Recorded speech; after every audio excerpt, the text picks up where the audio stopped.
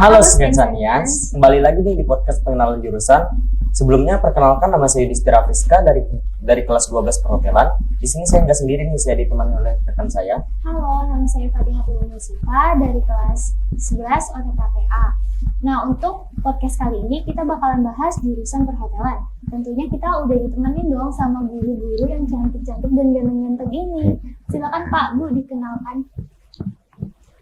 Halo, perkenalkan Ibu Nur Aidawati, biasa dipanggil Ibu Aida. Ibu sekarang menjadi kepala program keahlian untuk jurusan perhotelan. Silakan Pak. Baik, perkenalkan nama saya Hafiluddin, panggilnya Pak Hafil. Saya guru di SMK Negeri 1 Banjarbaru, jurusan perhotelan. Kebetulan saat ini wali kelas perhotelan. Selamat kenal. Sebelumnya bagaimana nih kabarnya Bapak Ibu? Alhamdulillah, baik, Alhamdulillah sehat. Untuk aktivitas sehari-harinya gimana nih, Bu? Kan kita udah memasuki masa full offline gitu ke sekolah. Gimana untuk kegiatan sehari-harinya? Apakah full, padat? Gimana? Oke, mulai dari semester genap ini kita sudah mulai full. Memang kemarin bergantian, jadi kelasnya bergantian masuk. Tetapi karena ini kelas 11 sudah mulai persiapan untuk mau magang PKL, jadi kami tetap memasukkan anak-anak yang kelas 11 itu setiap hari. Nah, kenapa? Karena mereka untuk mempersiapkan PKL, selain itu kami juga ada cicilan. Kebetulan kan jurusan perhotelan masuk ke dalam jurusan yang di bawah lisensi LSP. Nah, jadi anak-anak kelas 11 itu kami sudah mulai cicilan untuk klaster-klaster menyelesaikan uji kompetensi LSP. Jadi kita udah cicil 2 klaster, tapi minggu depan kita 1 klaster lagi sebelum mereka berangkat PKL atau magang. Jadi biar siap lah ya. Untuk Bapak kesibukan sehari-harinya, Pak? Biasa, seperti yang lain, guru yang lain menyiapkan yang sudah disampaikan Bu Aida tadi, kita mau LSP, Hukum. Kebetulan nanti minggu depan itu reservasi. Ya, karena di hotel itu bahasanya harus menggunakan bahasa Inggris, komunikasinya ya mereka nanti menggunakan bahasa Inggris. Karena kan di hotel lebih banyak pengenalan alat dan bahan kan sebutnya dengan bahasa Inggris, karena lebih simpel. Kalau pakai bahasa Inggris kepanjangan. Ya, gitu. Nah, langsung saja nih kita masuk ke pembahasan tentang jurusan perhotelan. Sebelumnya Bapak Ibu guru ini sudah ada di sini sejak jurusan hotel baru dibangun atau bagaimana Pak? Nah, kayaknya jawabannya Pak Fil dulu deh. Kalau saya itu 1 tahun setelah jurusan hotel ada. 2008 saya masuk ke 2009. Nah, di sini. Ibu juga sebenarnya hotel dibuka 2008. Ibu kesini diangkat PNS itu 2009. Jadi bergabung dengan SMK 1 di SMK 1 dari 2009. Hanya perjalanannya panjang, nggak seperti Pak Hafil langsung ke perhotelan. Kalau Ibu belok-belok dulu, banyak beloknya. Jadi Ibu datang ke sini sebagai guru IPA, artinya guru kimia, yang jadi guru IPA, yang kemudian mengajar perkantoran, kemudian mengajar tata boga, baru Ibu balik ke perkantoran, baru ke perhotelan. Jadi belok-belok dulu. Tuh. Kalau mengenai tentang sejarah dari perhotelan nih, Bapak Ibu ada yang tahu nggak, Bu, gimana sejarah awalnya pembangunan perhotelan ini? Oke, jadi awalnya itu di tahun 2008, kebetulan itu dari cerita ya nak ya, karena Ibu pun 2009 baru datang ke sini. Jadi saat itu di sekolah kita hanya ada 4 jurusan kriya aja. Jadi kriya keramik, kriya logam, kriya tekstil, kriya kayu. Nah kemudian kepala sekolah berinovasi, ingin membuka jurusan yang lain. Nah, sehingga membuka pada saat itu jurusan DKV dan perhotelan. Nah, di situ akhirnya kepala sekolah bisa membuka dengan perizinan dari dinas, akhirnya resmilah dibuka jadi 6 jurusan. 4 jurusan kriya, ditambah DKV sama perhotelan. Tuh, di 2008 itu. Jadi nggak mulai berdiri sekolah ini langsung ada perhotelan, nggak. Sudah berjalan sekian tahun, 2008 baru menambah 2 jurusan non-kriya istilahnya ya, non-kriya. Jadi perhotelan sama DKV gitu. Sebelum Ibu guru dan Bapak guru ini menjadi guru perhotelan, apakah Ibu dan Bapak ini ada keinginan untuk menjadi guru di bidang lain? Pak Hapil deh. Baik, kalau, Basic Pak Hapil ini sebenarnya kalau saya itu dulu tuh perhotelan. ya, belajarnya itu tentang manajemen perhotelan, nanti kan bekerjanya kan profesinya di hotel. Nah ketika itu nggak kebayang kalau saya itu nanti akan mengajar. Suatu waktu ketemulah dengan guru saya ketika saya SMK, kebetulan kan saya SMK-nya perhotelan juga, angkatan pertama untuk di seluruh Kalsel tahun 90-an. Nah ketemu, ditawarin ikut ngajar yuk di sekolah kami. Ya boleh Bu, terus saya ngelamar, tapi saya dua kerjaannya, kalau pagi di sini kita menyesuaikan jam mengajar, siang baru saya kerja di hotel.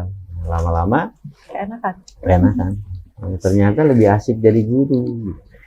Walaupun di hotel juga asik, ya tapi ketika kita melihat siswa kita jadi cerdas, dia sempat langsung lulus, langsung kerja di hotel atau di tempat lain, saya sangat bangga dengan mereka itu, dan bangga dengan jurusan kami. Appreciate lah sama Pak Hapil mengorbankan yang di hotel demi dunia pendidikan. Thank you Pak Hapil. Ya, sama-sama. Thank you, Mbak. Kalau ibu sih kalau ditanya nggak pengen untuk mengajar yang lain atau ilmu yang lain, ya ibu kan sudah beloknya banyak dan akhirnya ibu berlabuhnya lah ke hotel. Ternyata seru ya Pak ya di hotel kayak gitu. Sudah Jadi cocok. ya karena memang akhirnya takdirnya berlabuhnya ke sini kayak gitu, karena dari 2009 sampai 2016 itu ibu belok-belok ngajarnya belok-belok.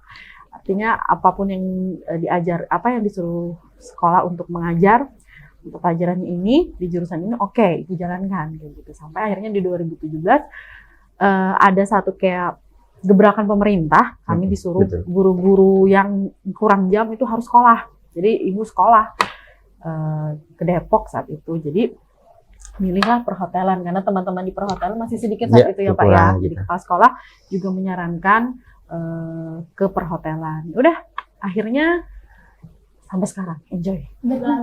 Berlabuh. Hatiku berlabuh di perhotelan. Untuk mengajar nih Bu, kan pastinya sudah lama Bu, ilmu bekalnya juga banyak. Nah, suka dukanya mengajar di jurusan perhotelan nih Bu, bagaimana? Suka semua kali ya. Suka semua. Bisa dijelasin supaya adik-adiknya yang masuk jurusan perhotelan tuh, wah aku nggak salah pilih jurusan nih gitu kan. Ya, berarti nggak boleh diceritakan dukanya Pak. Sukanya aja sukanya. diceritakan. Kalau saya sih sukanya itu, kalau di hotel itu kan nanti kan ketemu orang banyak. Nah jadi ketika mereka orang yang mahasiswa-siswa itu biasanya pemalu, biasanya insya Allah dia akan tidak pemalu lagi. Itu sukanya tuh. Terus nanti di hotel itu kan sebenarnya ada program-program yang luar biasa. Ada yang namanya casual, itu kan membuat mereka mental. Itu kan sukanya mereka nanti kan ke situ arahnya. Nanti buat menyiapkan mereka untuk bekerja gitu. Jadi alangkah baiknya nanti anak-anak yang di jurusan hotel kalau ada kegiatan casual ikut, karena melatih mental untuk magang, melatih mental untuk bekerja nanti ke depannya lebih cepat lagi. Jadi sukanya di situ. Mungkin gini, suka dukanya itu adalah sebenarnya hanya tuntutannya adaptasi dari SMP. Anak-anak kan ya SMP ya, masuk jenjang ke SMK yang di sini ini sebenarnya sudah dibilang dewasa juga belum. Jadi kayak semacam cari jati diri. Sementara di hotel itu kita harus benar-benar tough beradaptasinya. Karena apa? Karena kita harus sering bertemu dengan lingkungan baru. Jadi anak hotel di kelas 10 itu sudah seperti Pak Hapil bilang tadi, harus rajin casual. Kenapa harus rajin casual? Membiasakan yang tadinya anak-anak yang mungkin masih dielus-elus di rumah kan ya sama orang tuanya, di SMK nggak bisa kayak gitu lagi. Dia harus sering bertemu dengan orang banyak, apalagi kita betul-betul secara profesional bertemu dengan orang kayak gitu, dengan hotel-hotel yang ada di Banjarbaru dan Banjarmasin. Syukur-syukur kalau nanti kita bisa luar Kalimantan Pak ya. Go internasional, amin ya Allah. Sebenarnya bisa aja go internasional, cuman administrasinya juga gampang kalau go internasional itu. Hanya saja siswanya mau nggak nih? Karena siswa kalau ketika kita ke Malaysia atau Singapura itu dia harus bisa bahasa Inggris dengan lancar. Iya. Sebenarnya ada di salah satu hotel di Batam, di Lagun Batam itu hotelnya internasional, tapi harus menggunakan bahasa Inggris. Mereka nawarkan ke kita ke SMK 1, tapi saya nggak berani lagi. Belum berani melepas, takut udah Kecuali jauh memang banget. siswanya yakin banget nih, Heeh. yakin bisa kayak gitu. Yakin Berani bisa, gitu. berani kami melepas kantor ke sana. Aduh, Itu banyak. gebrakan banget kalau sampai yang kayak gitu. Semangat, kaminya juga semangat kayak gitu. Ya, hotel itu emang uniknya, kebetulan dari salah satu dari kami guru di hotel itu ada jadi pengurus hotel kan, Persatuan Hotel dan Restoran Indonesia, kebetulan saya. Nah, di bidang organisasi dan pengembangan. Nah, jadi Ada jembatannya. ada jembatannya buat anak SMK 1 itu banyak. Ya nggak sombong-sombong sih kalau ini kita SMK 1 nih. Ada hotel, Pak, saya mau perlu anak apa karyawan DW atau kontrak. Mereka pasti WA saya kan. Berarti saya kasih tuh 90% pasti masuk. Enggak masuk. Jadi istilahnya tuh perhotelan tuh kita punya undasnya paham. Lagi. Nah, itu. Makanya saya bilang sampai ke depannya tuh sempat ngobrol dengan Bu Yuni by di telepon. Bu Yuni, aku nih umurnya udah 50 tahun. 50 tahun ke depannya akan datang 10 tahun lagi. Semoga SMK 1 tetap bisa seperti yang ada ini, bisa lebih kuat lagi. Gitu lah. Itu tadi perhotelan tanpa Pak Hatil kayaknya ada yang kurang. Baik Bu, Pak, menurut Ibu Bapak nih, hal menarik apa sih yang membuat Ibu tertarik di bidang perhotelan? Mungkin Ibu dulu ya, karena Ibu Bisa. memang orang luar ya, Iya. yang benar-benar basic pendidikannya adalah sebenarnya sains yang harus beralih ke perhotelan. Awalnya sih di hati, oh gini ya, gini amat sih kayak gitu lah. Kok gini amat ya? Tapi nggak nyesal, karena itu bagi Ibu tantangan. Jadi gimana sih caranya yang menurut Ibu gini amat sih, kok susah ya? Itu tantangan supaya susahnya ini dibalik, oh ternyata mudah, oh ternyata bisa. Jadi tantangannya itulah yang harus ditaklukkan. Bagaimana? Ya harus belajar, bener-bener belajar, harus kursus bahasa Inggris pariwisata, bahkan dengan Pak Hapil, dengan Bu Yuni, dengan guru produktif, Ibu belajar, nggak malu. Jadi sampai sekarang pun kalau misalnya memang Ibu nggak bisa, Ibu tanya, apa sih ini? Kayak apa sih? Kayak gitu. Ini harusnya bagaimana? Itu tanya. Jadi jangan dikira guru itu maha ya, artinya tahu semuanya, enggak. Artinya guru pun juga belajar. Karena ada istilah siswa dengan guru itu kan hanya terpaut 1 malam. Artinya duluan 1 malam gurunya belajar, baru siswanya besok kayak gitu. Artinya ya terus belajar. Sampai hari ini pun ya terus belajar. Kuncinya belajar ya. Iya, Hmm. belajar. Belajar. Kalau dari Bapak? Kalau saya tuh dulu tuh ngelihat kakak ipar saya Hmm. kerja di hotel kan, wih keren banget nih. Nah itu waktu itu saya masih SMP, akhirnya kok bisa begini? Ya nanti kamu sekolah lah gitu. Nah kebetulan di Banjarmasin itu dibukalah jurusan perhotelan, ikut saya. Ya akhirnya sampai sekarang terus. Ya akhirnya kecebur lah jadi guru. Dan ternyata rame, asik. Ya tantangannya ya luar biasa. Semuanya pekerjaan itu pasti ada tantangannya. Goalnya Profesi kita itu kalau anak itu sukses. Ya, goalnya Lulus itu. dari SMK, dia keterima di hotel, tuh senang rasanya. Goalnya di situ. Ya tapi ya, bukan tapi sih sebenarnya itu. Kebanyakan anak hotel sebelum menerima ijazah sudah bekerja. Sudah banyak pesanan ya. Dengan catatan dia mau ngikutin arahan dari gurunya, pasti sukses. Iya. Tahu-tahu udah kerja. Kemarin berapa tahun ini lah, dari dulu tuh udah sampai sekarang. Iya. Pak ijazah diminta, bilang aja sih gituin, ijazahnya belum ada, pakai rapot aja Jangan beres. pun ijazah Pak, surat keterangan lulus Surat keterangan belum lulus. terbit. Dia sudah banyak yang minta. Alasannya untuk apa? Keperluan untuk mendaftar. Karena mereka diminta. Gitu. Sedangkan kelengkapannya kan surat menyuratnya paling tidak nggak punya ijazah tapi punya surat keterangan lulus. Surat keterangan lulus aja belum di tangan dia sudah Sudah bekerja. kerja kayak gitu. Itu enaknya. Seneng kitanya. Untuk perhotelan kan tadi untuk bahasa Inggrisnya penting ya Bu. Selain untuk bahasa Inggrisnya, kemampuan bahasa Inggrisnya, apalagi nih Bu yang penting dalam jurusan perhotelan seperti public speaking atau yang lainnya? Iya, public speaking itu harus bisa membawa diri beradaptasi lah tadi yang sudah disampaikan Ibu, beradaptasi harus di tempat. Ya, jangan antisosial ya, orang lihat ini langsung bisa mengatur diri. Gitu. Kalau dia pemalu jurusan hotel, berarti dia salah jurusan. Tapi kalau dia berusaha untuk maju, masih bisa. Nggak ada yang tidak bisa. Ya. Jadi selain komunikasi, skill komunikasinya harus bagus. Ada kan orang memang pemalu, tapi pada saat memang dia harus ngomong, ya dia bisa ngomong dengan baik. Nah kayak gitu. Jadi ada batasan di mana kita harus berbicara, memang keperluannya berbicara, tapi memang kalau misalnya memang orang itu pendiam, dia kesehariannya pendiam, tapi kalau memang diminta untuk berbicara, ya harus bisa kayak gitu. Nah jadi jangan dianggap hotel itu apa ya, orangnya semuanya suka ngomong misalnya. Ya enggak juga, kan semua orang kan punya karakter masing-masing kayak gitu. Kembali lagi adaptasi, pada saat memang diperlukan, ya tampilkanlah yang terbaik kayak gitu. Karena itu. Kemudian yang kedua, secara outlook tampilan. Memang ya cantik ganteng itu relatif. Artinya itu sudah pemberian Tuhan kan. Tapi bagaimana sih cantik dan gantengnya itu ditutupi dengan kelebihan yang lainnya. Tadi good speaking, jadi public speakingnya bagus, kemudian ditunjang lagi dengan apa ya, auranya. Artinya nggak cantik, nggak ganteng, tapi rapi, groomingnya bagus, kayak gitu. Yang penting tuh groomingnya. Kayak gitu, Penampilan rapi. itu harus penting juga. Penting. Benar. Tidak, walaupun tidak cantik, tidak ganteng, tapi auranya bagus ada. Ada kok teman saya badannya gede, gemuk.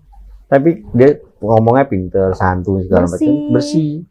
Dia tuh terakhir dia jadi manajer di Wendy's di Jakarta.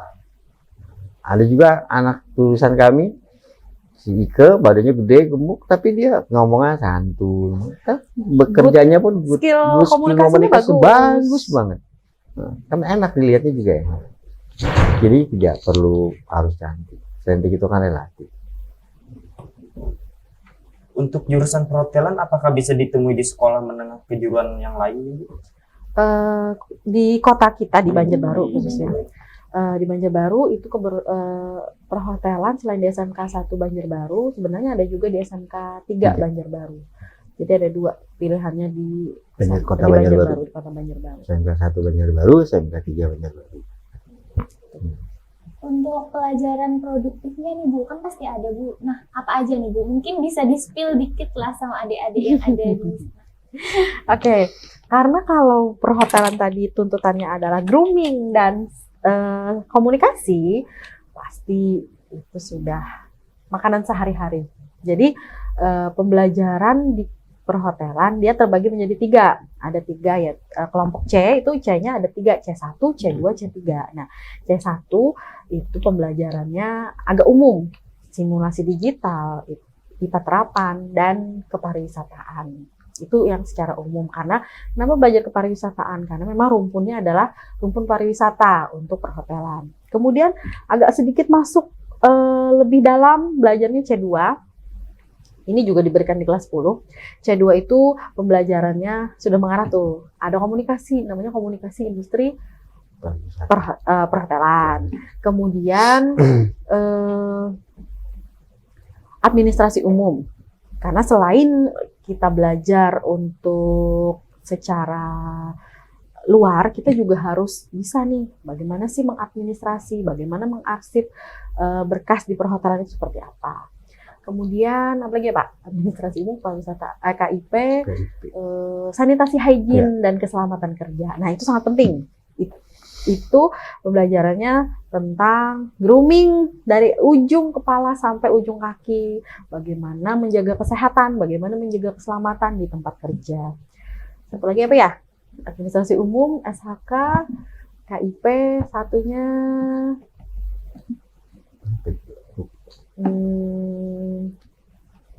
ntar sambil ingat kita masuk C3 ya. C3 itu ini yang inti dari pembelajaran perhotelan. Jadi inti dari perhotelan itu sebenarnya sama nanti pengadaptasiannya pada saat bekerja di hotel. Jadi kalau C1 dengan C2 itu dasarnya, dasar untuk membangun ibarat rumah. C1 dan C2 itu adalah fondasi bawahnya. Nah, untuk membangun sebuah rumah yang bagus, yang kokoh, yang diinginkan itu harus punya fondasi C1 dan C2 yang bagus untuk bisa menunjang C3. Karena apa? C3 itu belajarnya sudah inti. Front office, housekeeping, food and beverage, kemudian laundry, PKK, kewirausahaan. Dan kalau kelas 11 itu ditambah dengan industri perhotelan. Industri perhotelan. Jadi C3 ini betul-betul sama seperti kalau bekerja di hotel. Housekeeping, apa itu housekeeping? Housekeeping nanti ruang lingkupnya banyak. Ada lagi nanti pecahannya, ada public area, ada layanan housekeeping, ada menyiapkan kamar tamu, situ. Kemudian front office, itu juga front office. Namanya juga front di depan kan ya, office, kantor depan. Artinya yang bekerja di bagian front office nanti nggak hanya sebagai resepsionis, tapi juga dia harus bisa melakukan reservasi, seperti apa menangani reservasi. Kemudian juga dia bisa untuk melaksanakan layanan porter.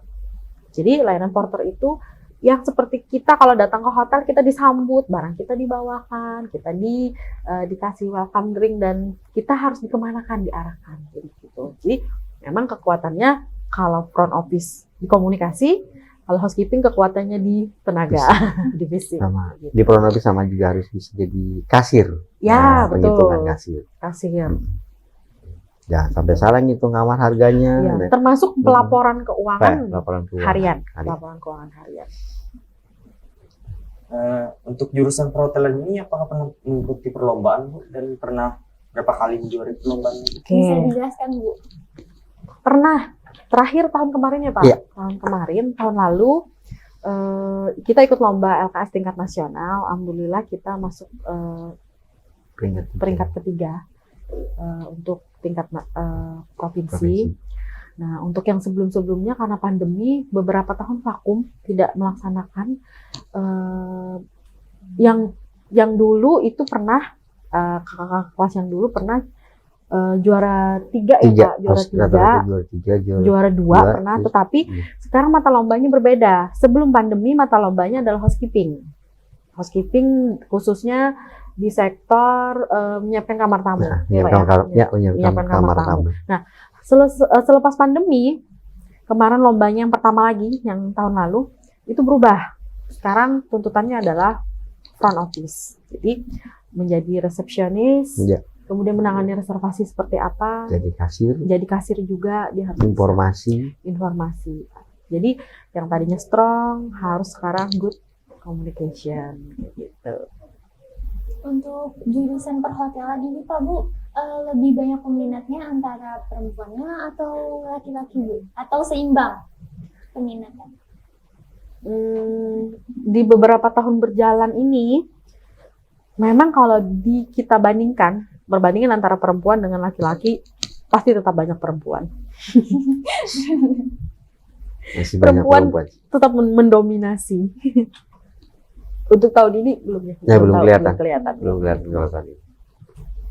Bagaimana nih cara teknik Ibu atau Bapak perhotelan yang lain mengajarkan ilmu perhotelan serasa enjoy atau tidak ada kesulitan sama sekali terhadap siswanya? Iya. Tantangan sih sebenarnya Pak ya. Tantangan. Artinya kalau kita bilang sulit, ya sulit pasti, karena kita pasti akan menemui kesulitan kayak gitu. Cuman bagaimana sih kesulitan ini kita komunikasikan bersama teman-teman di guru perhotelan. Gimana sih caranya ini? Apa sih yang diakali supaya kita nggak sulit kayak gitu. Jadi yang sulit tadi dicari titik temunya biar kita itu bukan kesulitan kayak gitu. Jadi itu hanya semacam tantangan aja. Tantangan bekerja itu pasti ada tantangan. Contohnya itu gini, tantangannya dinikmatin, mungkin kalau yang tahun-tahun sekarang kita sudah enak ya Pak, peralatan sudah ada lumayan.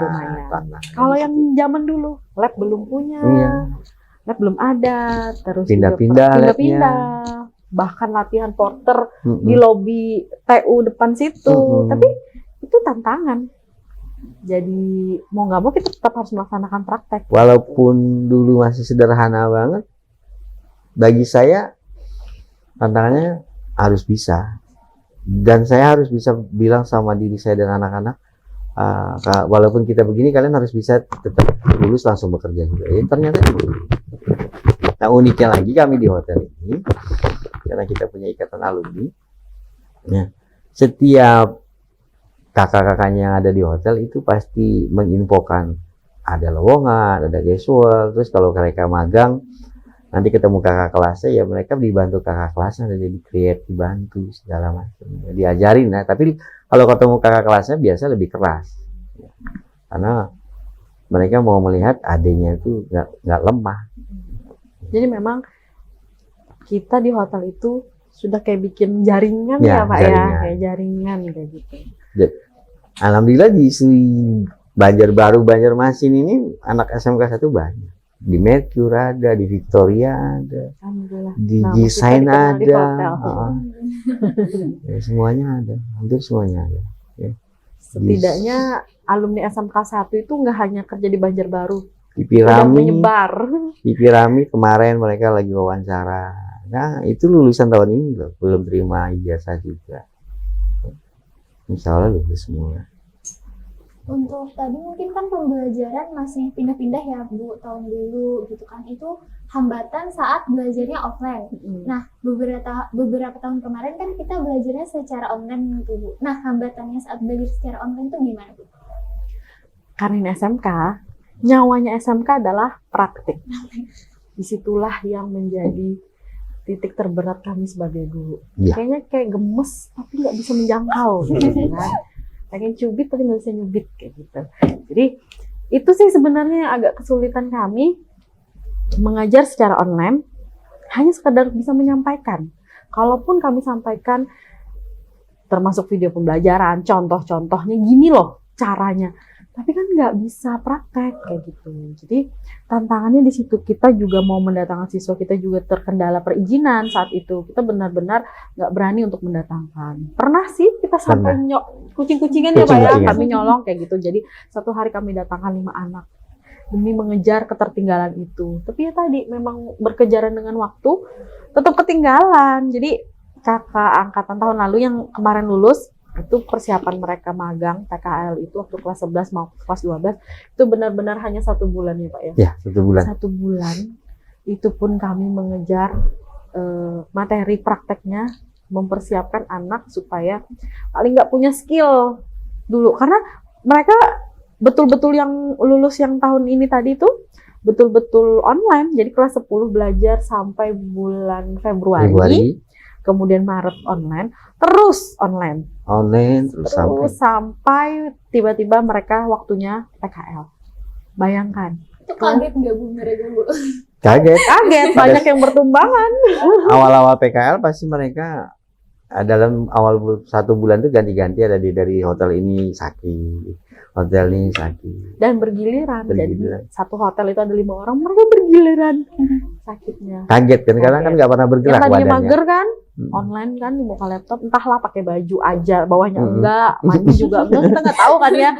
Tiba-tiba harus ber langsung praktek langsung di hotel pula, begitu. Ya namanya kita terbatas saat itu hanya 1 bulan, jumlah siswanya saat itu juga yang angkatan yang terbanyak. Ya. Jadi rollingan untuk datang ke sekolahnya juga terbatas. Karena kita juga punya guru terbatas. Ibu, bagaimana nih tanggapan Ibu sama Bapak omongan tentang jurusan hotel yang tidak baik ini buat Ibu?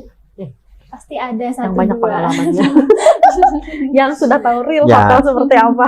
Karena kan hotel ini kan ruang lingkupnya besar ya. Jadi ada sebuah gedung, di situ ada tempat menginap, ada restoran, ada kafe, ada klub, dan segala macamnya kan semua jadi satu. Yang masuk itu kan macam-macam orang. Kalau orang berpikiran itu tempatnya jelek, ya berarti mereka yang berpikiran jelek. Tempat itu kan sebenarnya baik dan benar, tidak ada yang salah. Yang salah itu ketika mereka berpikiran yang salah.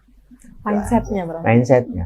Pekerjaannya itu duitnya banyak. Karena contoh aja kita bicara ke orang kerja di hotel. Jadi waiters gajinya misalnya OMP, karena di hotel itu ada namanya service and tax. Service itu kan dibayar oleh tamu. Nah servisnya kan jatuhnya kan nanti ke karyawan. Nah itu kan gaji kedua mereka setelah gaji utama mereka. Menyenangkan, gaji mereka cuma 3 juta, besok servisnya 5 juta. Servisnya malah lebih banyak. Lebih banyak servis, ada yang sampai 8 juta, 10 juta, itu ada. Tapi Semakin ramai semakin hotel, ramai hotel, semakin banyak semakin banyak servis. servisnya. Sebenarnya Jadi kembali lagi ke masyarakatnya. Mereka menilainya seperti apa? Mindsetnya mereka apa tuh? di hotel itu sebenarnya banyak ruang lingkup pekerjaan, ada administrasi perkantoran, berarti di back office nanti ada accounting, ada pub, ada marketing, orang jurusan DKP, orang jurusan yang Ada lain alumni bisa, perkantoran ada loh perkantoran. kerja di Dakom ya Pak. Ya, di lapangan ada. Ya, orang alumninya logam, keramik atau apa dari kita itu ada yang kerja di hotel sesuai dengan keinginan mereka. Mereka hobinya ke listrik, mesinnya ke listrik. Mereka hobinya kerja bulasnya ke pelayanan banyak. Gitu. Artinya hotel ini nggak sektornya itu nggak satu sisi aja, gitu. Banyak kok yang sebenarnya bisa. Artinya orang kerja di hotel nggak tahu kan mereka ternyata kerjanya sebagai engineering memperbaiki listrik, tapi bacaannya kerjanya di hotel. Kiranya langsung aneh-aneh. Gitu. Jadi kembali lagi ke mindset masyarakat. Untuk saat ini kan Ibu sama Bapak nih jadi guru di sini jurusan perhotelan. Nah, udah mau stop di sini, udah nyaman jadi guru atau mau menimba ilmu lagi nih Bu sampai ke luar negeri kah? Gimana nih? Kan ada tuh pepatah belajar sepanjang hayat. Artinya kita ikut air mengalir, tapi kalau nanti di tengah perjalanan airnya mengalir kita disuruh mampir, ya kita ikuti alurnya. Artinya kalau memang secara keilmuan ya harus selalu di-upgrade. Artinya meskipun sampai nanti di akhir pensiun kita tetap berada di jalur perhotelan, kita tetap harus belajar kayak gitu, tetap harus upgrade ilmu. Tetapi nanti saat misalnya nih di tengah perjalanan kita nggak tahu ya ke depannya nanti misalnya Ibu berubah oleh kepala sekolah diinstruksikan misalnya kamu harus mengajar ini karena kekurangan guru di sini. Ya siap-siap aja. Nah tadi kembali lagi kita belajar sepanjang hayat. Oke aja, siap insya Allah. Kalau untuk Bapak gimana Pak? Ya sama, kita harus selalu belajar karena dunia pembelajaran itu luas dan dia bisa per 3 tahun, per 5 tahun pasti ada perubahan. Apalagi kalau di hotel cepat. Ketika aplikasi berubah lagi itu cepat. Dan perlu diingat juga nih, yang namanya belajar tuh nggak hanya di bangku sekolah dan di bangku kuliah ya kan. Ya. Belajar itu semuanya, artinya dalam kehidupan ya belajar kayak gitu. Bertemu dengan orang baru kita bisa belajar, ya kan? Jadi belajar itu nggak selalu harus di bangku kuliah dan bangku sekolah.